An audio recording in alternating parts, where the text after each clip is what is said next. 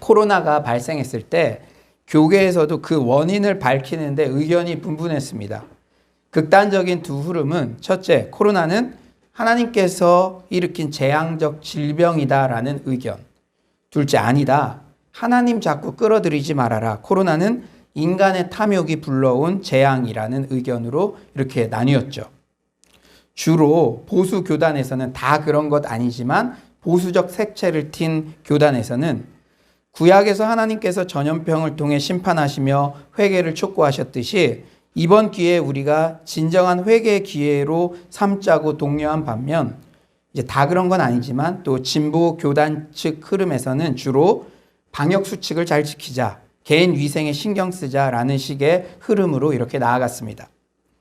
그런데 이런 상반된 의견의 차이는요, 하나님께서 섭리하시는 방법을 단순 인과관계로 해석하려는 데서 온 문제입니다. 어떤 인과관계요? 단순 인과관계. 그러니까 하나의 원인으로 하나의 결과를. 물론 이 세상의 모든 현상 이면에는 하나님의 섭리가 작용하죠. 우리 웨스트민스터 대요리 문답 보면 하나님이 작정하시지 않습니까? 그 작정을 실행하시는 방법으로 이 섭리가 있지 않습니까? 하지만 하나님께서 일하시는 방법은 잘 들으십시오. 단순 인과관계가 아닌 유기적 인과관계로 이해되어야 합니다. 좀 쉽게 설명해드리면 복잡한 이유가 있다는 거예요. 그런데 신학자들도 이 유기적 인과관계라는 것은 인간의 언어로는 설명할 수 없는 것이라고, 그런 신비의 영역이라고 하지만 여러분들은, 그러니까 하나님께서 일하시는 방법은 아주 복잡한 원인 결과 이렇게 한 가지만으로 설명할 수 없다는 것을 우리가 캐치해야 됩니다. 예를 들어서 내가 자살했다. 단순 인과관계에서는 내 죽음의 원인은 내 자신이죠. 왜냐하면 내가 나를 죽였으니까. 하지만 유기적 인과관계에서는 내가 친구들에게 왕따를 당했다든지, 과거에 부모님으로부터 상처가 있다든지, 왕따, 과거의 상처, 부모님과의 관계 등 여러 가지 요소가 원인이 되어 죽음이라는 결과를 가져왔다고 설명이 됩니다. 자살은 사실 사회적 타살이다 등의 표현은 이런 맥락에서 나온 것이죠. 여러분, 하나님의 계획 밖에서는 어떤 일도 우리에게 일어날 수 없습니다. 우리 삶에 영향을 주는 모든 것은 먼저 하나님의 손을 거쳐가는 것이죠. 그러니까 우리가 여러분 코로나를 대하면서 아주 중요한 흐름에 넘어가서는 안 돼요.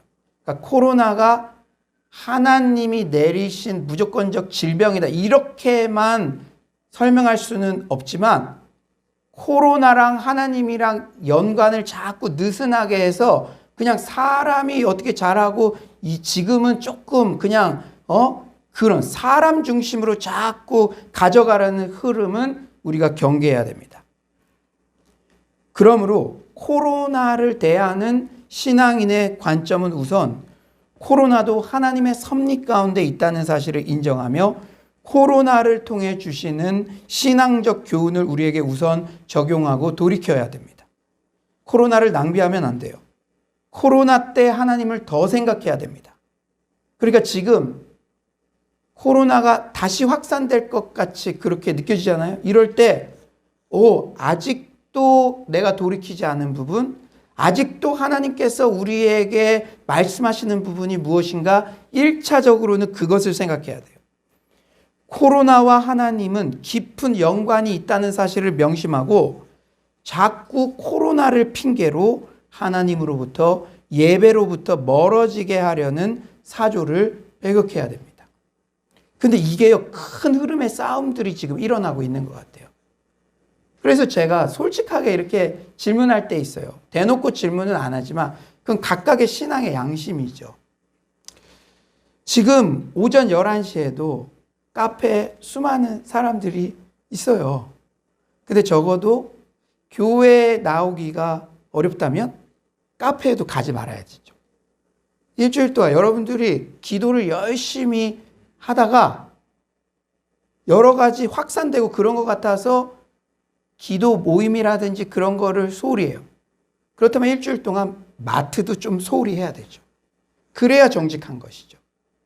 그래서 이게 자꾸 코로나랑 하나님이랑 관계없는 것처럼 인간의 전적인 책임인 것처럼 그렇게 돼서 이 하나님 앞에 나오는 게 자꾸 이게 희석되면은 그건 바람직한 현상이 아니라는 것입니다.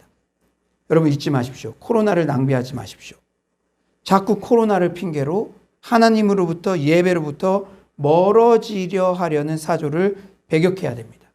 그렇다고 우리가 또 그것만 해서 이건 유기적 인과관계가 있는 거예요. 이렇게 확산이 된 데는 또 하나님께서 우리에게 믿는 자들이 돌이키고자 하는 그러한 깨달음을 주시고자 하는 영역도 있지만 또 우리들이 예방수칙을 잘 안 지키고 손 씻기 이런 거 소홀히 안 하고 그런 것들도 여러 가지 이런 원인들이 혼재한 것이죠. 그렇지만 우리 믿는 사람들은 이 모든 현상 가운데는 하나님의 섭리가 있다는 것을 그것을 잊어서는 안 된다는 것입니다. 그런데 우리가 하나님의 섭리에 대해서 집중하다 보면 극단적인 생각의 오류에 빠질 때도 있어요. 우리가 흔히 고백하지 않습니까? 코로나 지금까지 안 걸린 것도 하나님의 은혜예요. 하나님의 섭리예요. 저는 이 학교와 학교 관계자들과 학생들의 부모님들과 이런 거 매일마다 중보하지만 진짜 하나님의 은혜죠. 우리가 출애굽기 설교하고 있지만 고센 땅에만 재앙이 미치지 않은 것처럼 정말로 하나님의 은혜죠. 그런데 이것을 하나님의 은혜입니다. 하나님의 섭리입니다. 이것을 강조하다 보면 마음 안에 한 가지 의문이 꽈리를 틀 수 있어요. 그렇다면 어차피 하나님의 섭리인데 손은 왜 씻고 마스크는 왜 쓸까? 집안에만 있다가 정말 그날 한 번 식당 갔는데 코로나 걸리는 경우도 있고 정말 자유롭게 다니는데도 코로나 안 걸리는 경우도 있고 어차피 하나님 뜻인데 말이야. 이런 의문은 우리의 기도 생활에도 생길 수 있어요. 어차피 하나님의 섭리 가운데 결과는 정해져 있는 것 같은데 내가 구태여 기도할 필요가 있을까? 오늘 본문에는 참 난감한 대조적 상황이 소개됩니다. 2절, 5절인데요. 우리 2절 한번 먼저 다 같이 한번 온라인으로 들으시는 분들도 큰 목소리로 한번 읽어봅시다. 2절입니다. 시작. 요한의 형제 야고보를 칼로 죽이니. 예, 그럼 5절도 한번 읽어볼까요? 시작. 이에 베드로는 옥에 갇혔고 교회는 그를 위하여 간절히 하나님께 기도하더라. 여러분, 우리는 야고보와 베드로 두 사람의 결말을 이미 알고 있죠. 둘 다 감옥에 갇혔어요. 그런데 야고보는 감옥에 가서 순교했고 베드로는 감옥에서 기적적인 기도 응답으로 탈출했습니다. 바로 본문 다음에요. 막 천사가 옥문을 열어주고 그런 기적이 기록되어 있어요. 그럼 여러분들에게 제가 질문할게요. 그럼 과연 야고보가 감옥에 갇혔을 때는 교회가 기도하지 않았을까요? 에? 아니죠. 아마 열심히 기도했을 겁니다. 그런데 결국 야고보는 순교의 제물이 되었어요. 똑같이 교회가 열심히 기도했는데 한 명은 죽고 한 명은 살았습니다. 이 차이를 어떻게 설명할 수 있겠습니까?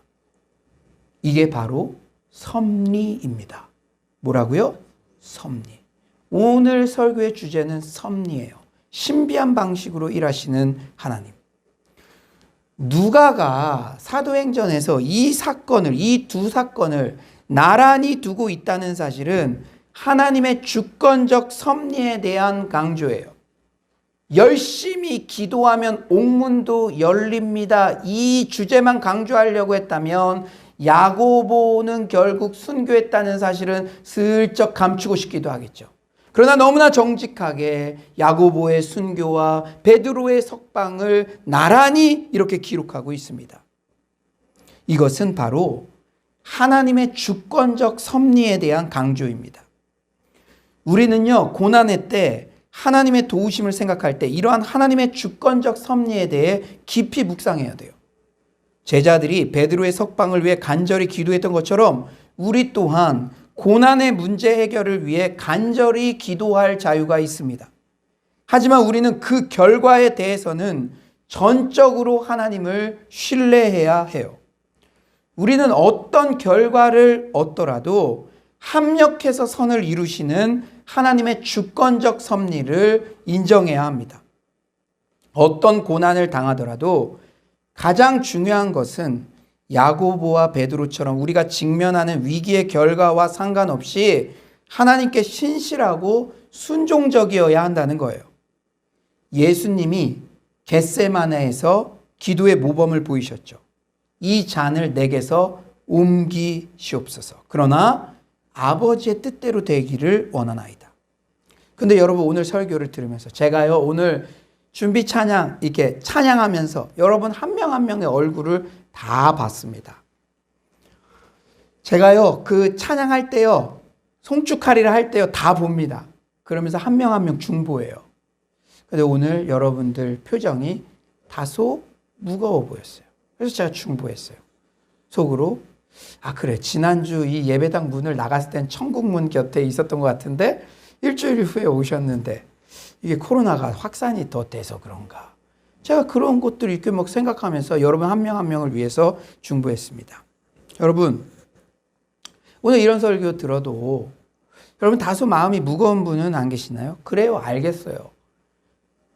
거절을 해서 기도 응답을 받든, 그러니까 소위 노라고 기도 응답을 받든, 예스로 받든, 웨이스로 받든 하나님의 섭리가 있다는 거 알겠어요. 그것을 순종해야 된다는 거 알겠어요. 그런데 이게 머리로는 수긍이 가는데 실제 상황이 닥치면 생각보다 쉽지 않습니다. 저도요 매일 새벽마다 여러분들을 위해 중보할 때도 여러분 자녀도 잘 되면 좋겠고요. 합격도 했으면 좋겠고요. 여러분 건강도 회복됐으면 좋겠고요. 여러분 집안에 혹시 정말 누구에게도 말할 수 없는 특히 자녀의 문제겠죠. 정말 경제활동을 해야 되고 또 밖으로 자꾸 나가야 되는데 자꾸 숨으려고 낙담되어 있는 그런 친구들이 있다면 누구에게 말하겠습니까? 당장 하나님께서 회복시키기를 바랍니다. 그런 기도를 드려요. 그런데 우리 삶 속에서는 아직 wait 그리고 아직 no로 응답받는 그런 상황들이 많을 때 생각보다 쉽지 않아요. 저는 그런데 오늘 본문에서 가장 대단하다고 느껴지는 게 그렇게 열심히 기도했는데도 야고보가 옥에 갇혔다가 순교했는데 그런 아픔과 기도 응답 거절의 경험이 있는데 그리고 얼마 지나지도 않아 베드로가 옥에 갇혔을 때 또다시 예루살렘 교회 성도들이 간절히 하나님께 기도했다는 사실입니다. 또다시. 여러분, 지금 성령님께서 우리 교회에 반복적으로 주시는 메시지가 있어요. 지난 금절 때 여러분 영상으로라도 메시지 다 들었죠? 너는 내게 부르시지라. 예레미야가 감옥에 갇힌 상황. 위로해 줄 법도 해요. 너 수고했지. 그러나 첫 마디가 부르짖어라. 오늘 이 초대교회 성도들 열심히 기도했는데 야고보가 죽었어요. 근데 지금 똑같은 상황이에요. 베드로가 옥에 갇혔어요. 그런데 야 지난번에 죽었으니까 아이고 지쳐서 조금 몸 추스리고 해. 그것을 성경에 말하고 있지 않죠? 다시 기도에 힘썼더라. 성령님께서 여러분 각자에게 주시는 메시지를 들으시기를 소망합니다. 다시 기도해야 될 때예요. 이유 불문하고 다시 기도해야 됩니다. 그게 여러분의 살 길인 줄 믿습니다. 여러분, 진짜 예루살렘 교회 성도 중 다음과 같은 생각을 한 분이 한 명도 없었을까요? 지난번에 그렇게 열심히 기도했는데도 야고보 결국 죽었는데 베드로 위에 기도해봤자 무슨 소용이 있어요? 기도한다고 뭐가 달라질까요? 예루살렘 성도들은 둘째치고 오늘 설교 들으시는 여러분들이 정말로 공감하시는 것 같네요. 어느 때보다 이런 생각 내가 문득 했는데 내가 신앙생활 그래도 30년 했는데 이런 말 하면 그럴까 봐 누구에게도 말하지 못했는데 다 한두 번은 그런 생각 하셨던 그리고 최근 기도 생활이 조금 소홀해진 게 이런 이유예요. 대부분의 이 이유로 드는 그런 것 같아요. 하지만 예루살렘 교회 성도들은 다시 간절히 기도에 힘썼고 베드로의 석방이라는 기도 응답의 열매를 경험했다고 오늘 성경은 증언합니다. 여러분 성경에 그렇게 증언하고 있어요. 그러면 이 성경은 팩트만을 그냥 말하는 것이 아니라 이 2000년 전의 사건을 내 삶 속에 가져와야 되죠. 내가 동료가 죽은 것보다 더 큰 고난인가? 그런데도 다시 기도했네? 그렇다면 나는. 그 선택은 여러분에게 달려 있습니다. 혹시 여러분들 중에 거절된 기도 제목 때문에 고상하게 표현한다면 노로 응답받은 기도 제목 때문에 다시 기도하기가 힘들고 다소 지쳐있고 하나님께 실망한 분은 안 계십니까? 특정한 누군가의 이야기가 아니죠. 우리 모두의 이야기입니다. 저 또한 3년 가까이 여전히 병환 가운데 있는 가족이 있고 200일 가까이 미션홈 열리도록 기도하는데도 아직도 기다리고 있어요. 혹시 여러분 중에 하나님 결론 이미 다 정하셨는데 내가 기도해봤자 뭐 달라질 게 있겠어? 기도에 대해 회의감과 냉소를 표현하는 분은 안 계십니까? 여러분의 상황을 들으면 고개가 끄덕여지기도 해요. 그래, 그럴만도 하겠다. 하지만 성경을 주목하십시오. 성경은 계속 말씀하십니다. 주의 사역을 하다가 감옥에 갇힌 예레미야에게도 부르짖어 기도해라. 오늘 다시 말씀하세요. 동료가 열심히 기도했는데도 순교하고 죽었는데 다시 동료가 잡혔어? 그래도 다시 기도해라. 주님께서 우리에게 들려주시는 음성인 줄 믿습니다. 여러분, 설교 그냥 하는 게 아니에요. 그 시기에 우리 공동체에 주시는 메시지가 있는 것입니다. 반복해서 들려주시는 건 여러분들이 다시 기도의 자리에 나오지 않으면 안 될, 마치 9번째 재앙까지 지금 코너로 몰렸는데 거기서 돌이켰어도 장자의 죽음은 안 갔잖아요.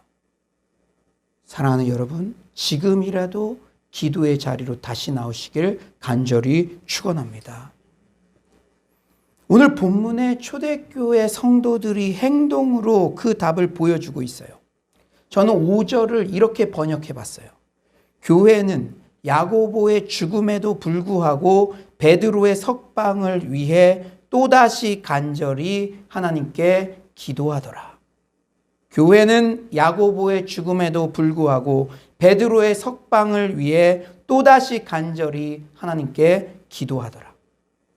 그렇다면 우리는 왜 거절된 기도 응답 가운데도 혹 순간순간 결과 뻔한 거 아니야? 라는 회의가 들더라도 왜 다시 기도의 자리에 나아가야 할까요? 성경은 곳곳에서 여전히 하나님은 기도에 응답하셔서 역사하신다는 선명한 가르침을 전하고 있기 때문입니다. 아멘이십니까? 제가 금요일 날도 전했죠. 왜 기도하지 못하냐? 응답에 대한 확신이 없기 때문에. 그러나 성경은요, 너 지금이라도 기도하면 길을 여신다. 응답하신다. 분명히 약속하시는 줄 믿습니다.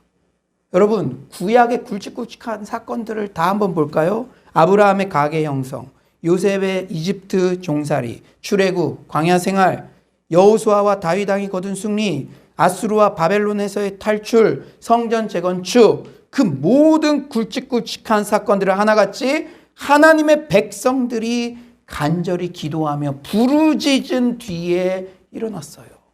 우리가 지금 출애굽기도 보고 있지만 하나님은 백성이 부르짖으면 응답하실 수밖에 없는 불치의 병을 갖고 계십니다. 성경을 보세요. 성경의 굵직굵직한 사건들은 대부분 백성들이 부르짖었을 때 길을 만드시고 살 길을 여시고, 그러므로 여러분의 인생에도 부르짖으면 길을 여시는 줄 믿습니다. 신약 성경에 기록된 말씀들 또한 자녀들의 기도가 하나님과 세상을 변화시킨다고 강조해요. 구하라 그리하면 너에게 주실 것이요. 없다는 거죠. 구한다는 건. 여러분 경제적으로 지금 없습니까? 구하면 주신대요. 마태복음 7장 7절. 하나님께서 기도를 들으시고 뭔가 여러분에게 해 주신다는 거잖아요. 베드로전서 3장 12절. 믿음의 기도는 병든 자를 구원하리니 의인의 간구는 역사하는 힘이 큼이니라. 야고보서 4장 2절. 너희가 얻지 못함은 구하지 아니하기 때문에. 여러분 어떤 이유를 들어서든 지금 기도가 소홀해졌다면 얻지 못하는 거예요. 왜냐? 얻지 못하면 구하지 않기 때문이라.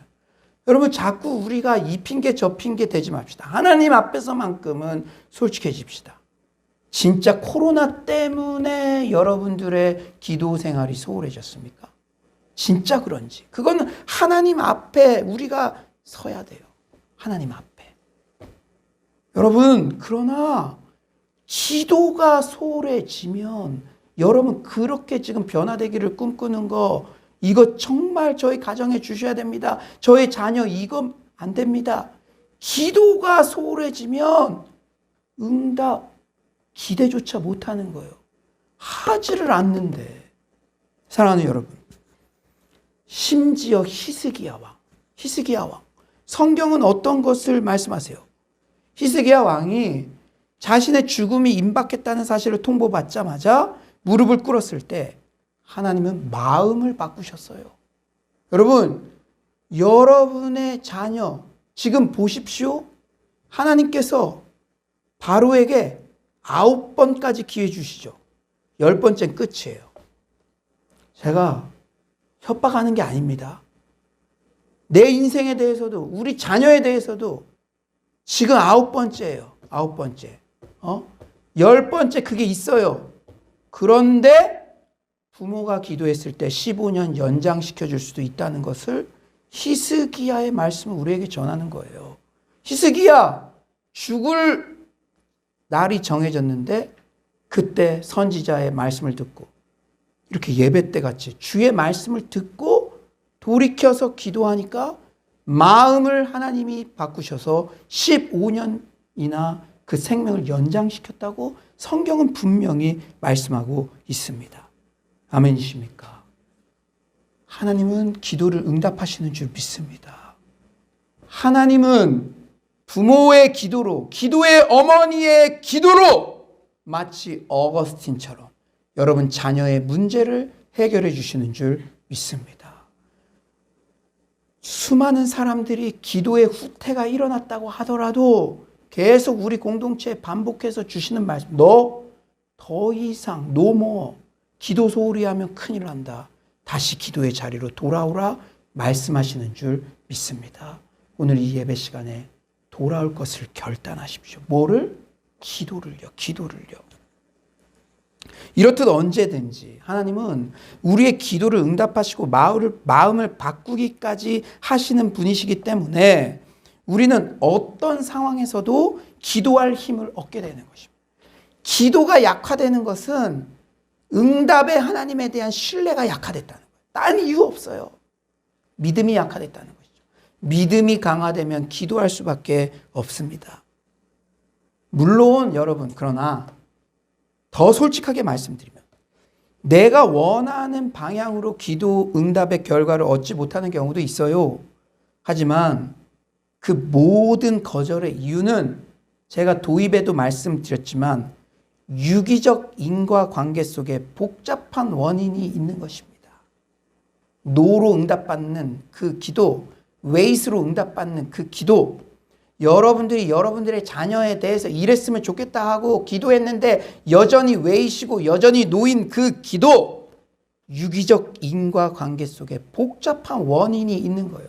단순하게 생각하지 마세요. 우리 자신도 지난 시간들을 돌아볼 때 우와 그때 응답받지 못한 게 천만다행이다. 시간이 지나야 비로소 무릎을 치며 감사해야 하는 경우도 많지 않습니까? 여러분이 20년 전에 좋다고 생각해서 워너비로 기도했던 게 지금도 실제 좋은 게 몇 개나 있습니까? 우리는 진짜 뭐가 실제 나와 우리 가정과 내 자녀에게 정말 좋을지 그것도 정확하게 분별할 수 없는 연약한 존재라는 것을 인정해야 돼요. 여러분, 욥이요. 단순한 인과론으로 고난의 원인에 대한 고민과 불공평함을 하나님께 호소했잖아요. 내가 그렇게 의인처럼 살았는데 이게 뭐냐고. 그런데 나중에 입을 닫아버렸죠. 회개했죠. 야, 저 천지 창조하신 분 누구냐. 하나님의 복잡성 이론 앞에서 스스로의 무지를 통감하고 몹시 민망해하며 입을 다물었습니다. 욥은요, 단순 인과관계. 내가 경건하게 살았으니 이런 고난이 오는 것은 마땅치 않다. 근데 그 고난에 대한 답을 하신 것이 아니라 하나님의 광의로우심, 천지를 창조하심, 그 모든 것을 지금도 운행하시는 그 유기적 인과관계 속에 복잡다단한 하나님의 섭리를 약간만 알려주니까 욥이 입을 닫아버렸어요. 죄송합니다. 우리의 태도는 일단 어떤 상황에서도 거절된 기도 응답에 대한 원인을 하나님께 묻고 섭섭해하는 게 아니라 하나님은 언제나 절대적으로 선하시고 하나님의 뜻은 내 뜻보다 크고 완전하시다는 그 신뢰. 초대교회 성도들처럼 그래도 여전히 응답 받을 때까지 다시 기도하는 태도. 아멘이십니까? 하나님께서는 자녀들의 외침을 들으시고 응답하신다는 확고한 믿음으로 포기하지 않고 나아가야 될 줄 믿습니다. 여러분들이 혹 하나님께 대해 좀 섭섭해하는 부분들 있습니까? 여러분 특히 첫째, 둘째, 셋째 자녀들이 있는데 얘에 대해서는 하나님 좀 섭섭합니다. 얘 키울 때 내가 얼마나 정말 헌신했는데요. 그런 거 있으십니까? 그러나 저는 또 묻고 싶어요. 얼마나 그 문제를 위해서 여러분들이 새벽마다 진실하게 기도해 봤나요? 최근에 여러분 코로나가 와서 막 여러 가지 근데 그 문제 가지고 하루에 30분씩 일주일을 기도해 봤습니까? 한 달을 기도해 봤습니까? 6개월을 기도해 봤습니까? 1년을 기도해 봤습니까? 여러분 우리가 하나님께 너무 섭섭함을 섣불리 토로하지는 않습니까? 그렇다면 오랫동안 내가 바라는 결과의 응답을 얻지 못할 때 우리가 어떤 태도를 가져야 될까요? 여러분들도 한번 그런 영역들을 지금 생각해 보고 한번 오늘 말씀을 들어보십시오. 근데 오늘 말씀의 주제는 신비한 방법으로 일하시는 하나님의 섭리입니다. 여러분, 오랫동안 내가 원하는 방향의 응답이 나오지 않는 그 부분을 위해서 또 기도해야 될 때 우리는 어떤 태도를 가져야 되냐? 그때는 기도의 중요한 목적을 우리가 바로 알아야 됩니다. 기도의 중요한 목적은 내가 바라는 응답의 결과에만 있는 게 아니라 하나님과의 친밀한 관계의 회복에도 있다는 사실을 명심해야 됩니다.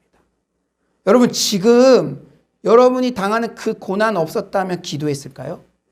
하나님에 대한 관심을 가졌을까요? 여러분 고난은 기도로 부르시는 하나님의 러브레터예요. 그런데 고난을 당했는데도 기도하지 않으면 nobody knows. 진짜 두렵습니다. 그것은요. 여러분 기도는 하나님과의 대화죠. 영혼의 교제입니다. 우리가 이성 교제를 할 때 뭔가 만날 때마다 핸드백 하나라도 그 여인은 얻어야만 관계가 유지된다면 그 관계는 진정한 사랑의 관계로 발전할 수 없죠. 필립 얀시는 기도하면 뭐가 달라지나요? 라는 책에서 이렇게 밝혀요. 왜 기도하는가? 하늘 아버지가 자녀들의 간구를 즐겨 들으신다는 건 분명하다. 하지만 인간의 지혜나 지식, 기도에 담긴 정보 따위가 필요하시기 때문은 아니다.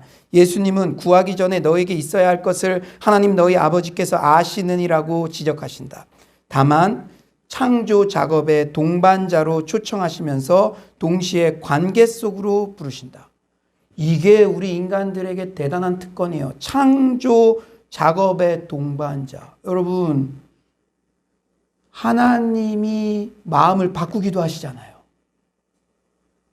기도를 할 때 동반자로 인정해 주시고 내 자녀에게 재앙이 미치지 않고 다른 길을 여시잖아요.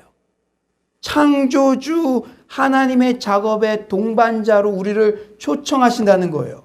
우리가 기도하는 그 행위 자체가 얼마나 영광스러운 것입니까? 그런데 동시에 관계 속으로 부르시는 거예요. 관계 속으로. 사도 요한은 말한다. 하나님은 사랑이시라. 그저 사랑을 가졌거나 사랑을 느끼시는 존재가 아니다. 주님은 사랑이시며 사랑하지 않을 수 없는 분이다. 그러므로 창조주는 자신의 형상을 따라 만든 피조물들과 친밀한 관계를 열망하신다. 그냥 바라시는 것 정도가 아니라 열망하신다. 난 너와 교제하길 원해. 난 너 나를 만난 지, 나와 진실하게 기도한 지 너무 오래되었구나. 난 너와 만나기를 열망한다. 무엇을 동원해서라도, 고난을 동원해서라도 난 너와 만나기를 열망한다. 태풍이 지나가거나 공산주의가 붕괴되는 동안 내 기도가 정확히 어떤 역할을 했는지 나로서는 전혀 알 수가 없다. 하지만 어린아이가 사랑이 넘치는 아버지를 찾듯 관심사를 가지고 하나님 앞에 나간다. 그분 없이는 살 수 없다는 걸 인정하고 필요한 것을 알려드린다. 자신이 아니라 하나님이 최종 결정권자라는 사실을 마음 깊이 새긴다. 그렇게 주님과 더불어 시간을 보내고 돌아설 때쯤이면 이전과는 전혀 다른 세계관을 갖게 된다. 적어도 스스로의 시각이 얼마나 제한적인지 정확하게 파악할 수 있게 된다. 여러분, 오늘 설교 많은 내용들을 들으시는데 한 가지 사실만을 잊지 않았으면 좋겠어요. 하나님의 주권적 섭리를 인정하면 뭐 뻔한데 하면서 기도를 안 하는 게 아니라 기도를 더 하게 되어 있습니다. 하나님을 신뢰하니까. 그러니까 여러분도 잊지 않았으면 좋겠어요. 오늘 예루살렘 교회가 야고보가 죽었는데도 불구하고 또다시 기도의 자리로 나아갔다는 것. 이유가 어떻든 그 사람은 그래서 그거 자꾸 단서 달지 마시고 팩트를 하나님께서 우리에게 주시는 말씀으로 알고 내 삶 속에 적용하는 은혜가 있길 간절히 축원합니다. 그런데 제가 오늘 본문을 묵상하면서 계속 눈에 밟히는 사람이 있어요. 바로 순교자 야고보의 어머니입니다. 여러분들도 지금 어머니들 많으신데 한번 그 어머니의 입장이 되어 보세요. 사도행전 12장 2절 요한의 형제 야고보를 칼로 죽이니 야고보 요한의 형제래요. 여러분 사복음서에서 이렇게 떠오르는 장면 있지 않습니까? 예, 떠올라야 되는데 그래요.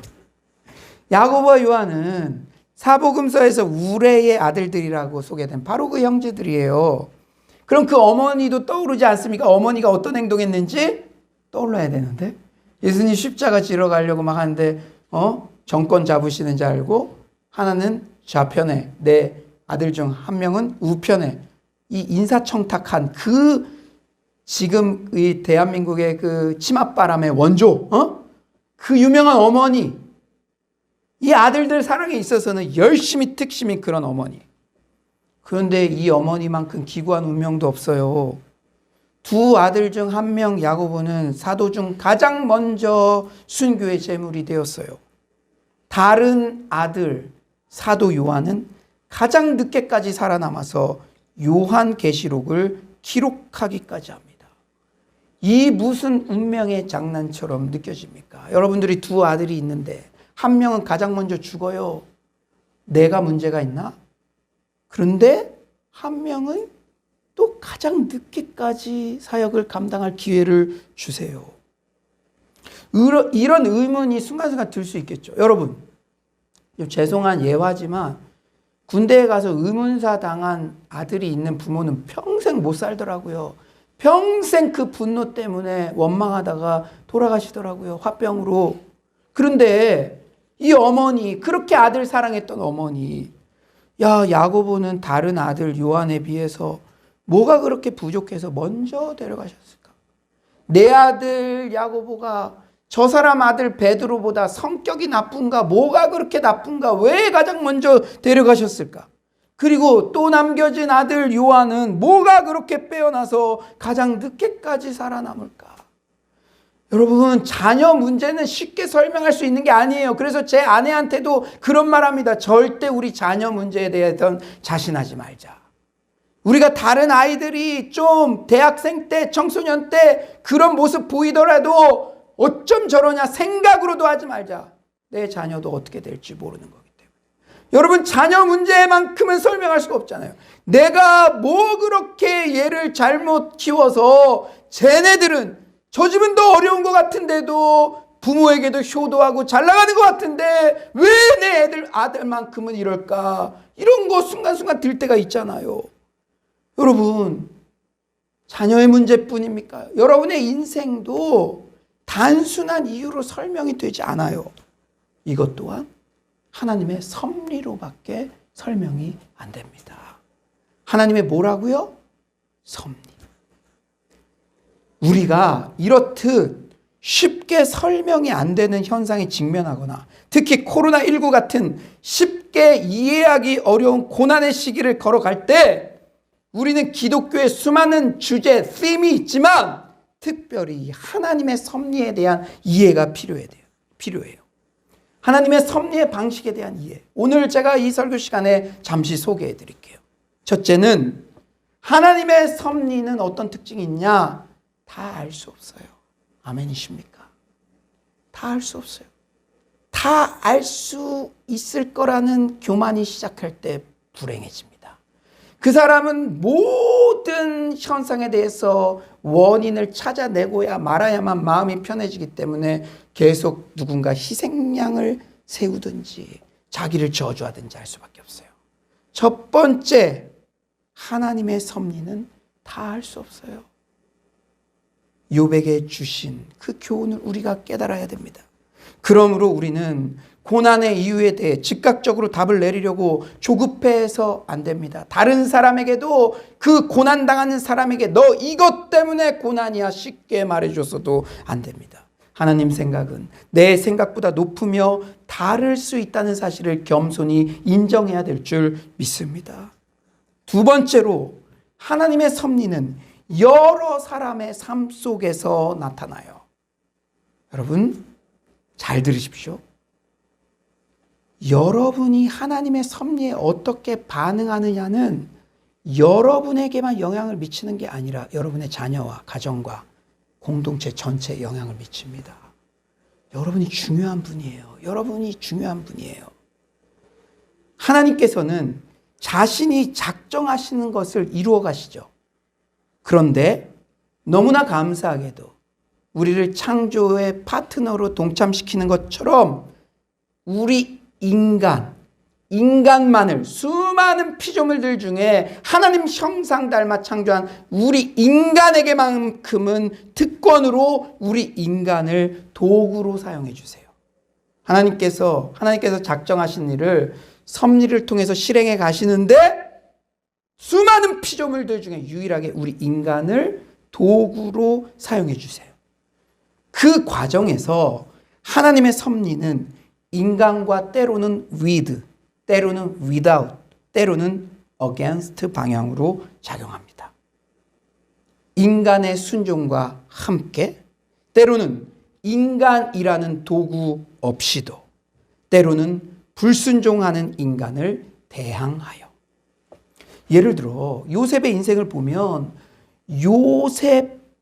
하나님은 순종하는 요셉에게 일어난 일련의 과정들을 통해 요셉의 인생도 다루시지만 아버지 야곱에게 대항하셔서 차별과 편애의 마음도 무너뜨리시고 형들의 미움의 마음에도 대항하셔서 결국은 사랑과 관계 회복으로 나아가게 하십니다. 여러분들이 오늘 말씀을 듣고 하나님의 섭리를 이해하고 하나님께서 이 시간에 기도를 촉구하신다.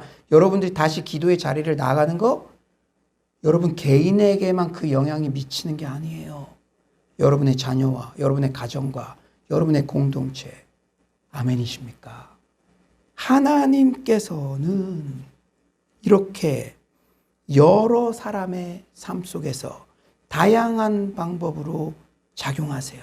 그러니 신비한 방법으로 일하시는 하나님의 역사죠.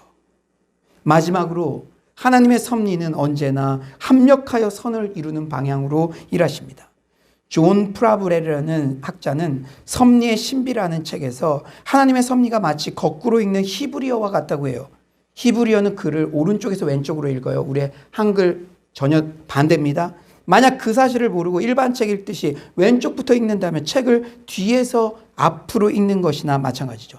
하나님의 섭리가 이와 비슷합니다. 우리는 하나님이 무엇을 계획하고 있는지 미리 예측할 수 없어요. 하지만 때로는 우리가 뒤를 돌아보면서 하나님의 주권적 섭리의 흐름을 경험을 통해 볼 수 있습니다. 구약 요셉의 이야기가 대표적이죠. 창세기 50장 20절. 당신들은 나를 해하려고 악을 행했고 그것의 책임은 당신들의 몫입니다. 그러나 하나님은 그것을 선으로 바꾸셨습니다. 요셉은 자신의 어두웠던 삶을 뒤돌아보며 결국은 합력하여 선을 이루시는 하나님의 신비로운 섭리에 대해 이런 믿음의 고백을 드릴 수 있었습니다. 앞서 예를 들었던 야고보와 사도 요한도 마찬가지예요. 여러분들의 형제 중에 한 명이 순교했다고 생각해 보세요. 저희 아내의 이모님들은 선교사들이 많아요. 그분 중에 한 분이 순교했다, 선교지에서. 얼마나 그 가족들에게 슬픔이겠습니까? 여러분, 이 형제인 사도 요한이 내 형이 순교했는데, 여러분 가족이 예수 잘 믿다가 죽었어요. 순교했어요. 갑자기 우울증이 오고 갑자기 디프레스 돼서 이번 1년은 좀 쉴게요. 그럴 수 있잖아요. 그럴 수 있어요. 그런데 어떤 결과가 벌어집니까? 형제 중 한 명은 가장 먼저 순교했지만 나머지 한 명은 가장 늦게까지 살아 요한복음, 요한서신, 요한계시록 등 성경을 마무리합니다.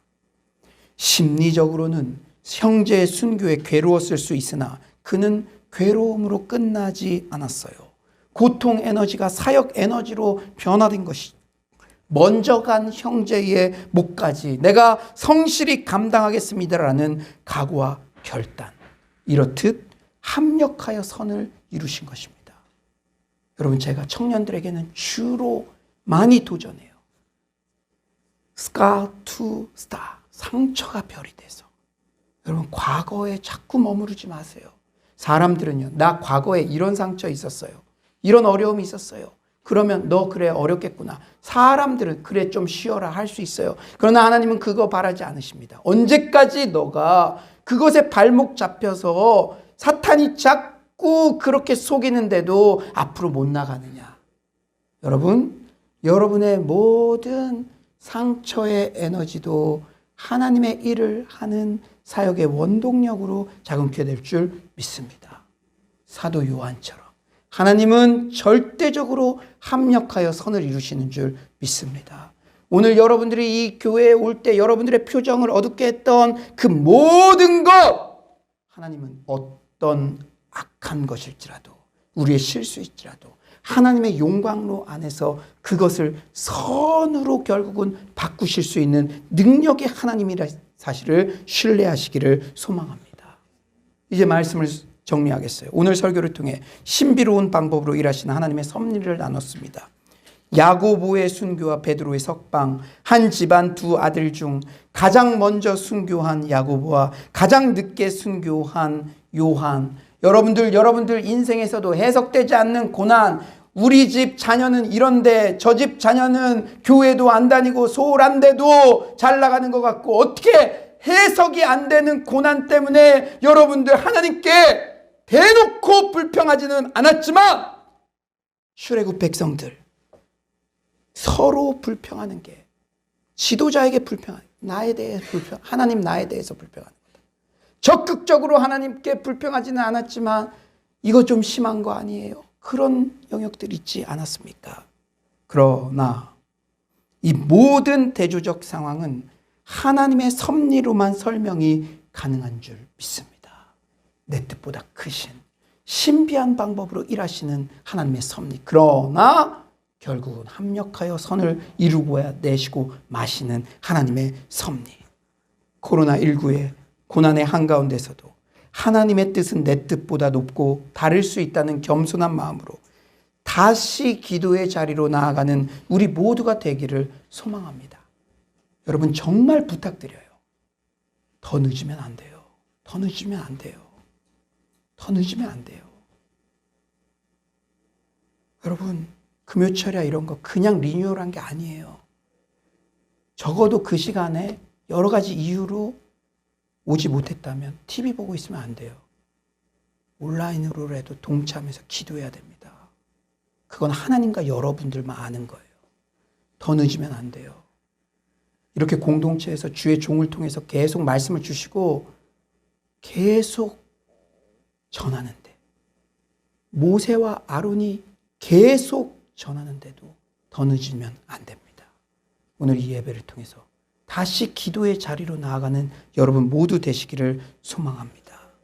초대교회 성도들은 야고보의 순교라는 거절된 기도 응답 가운데도 하나님의 섭리를 인정하며 다시 기도의 자리로 나아갔습니다.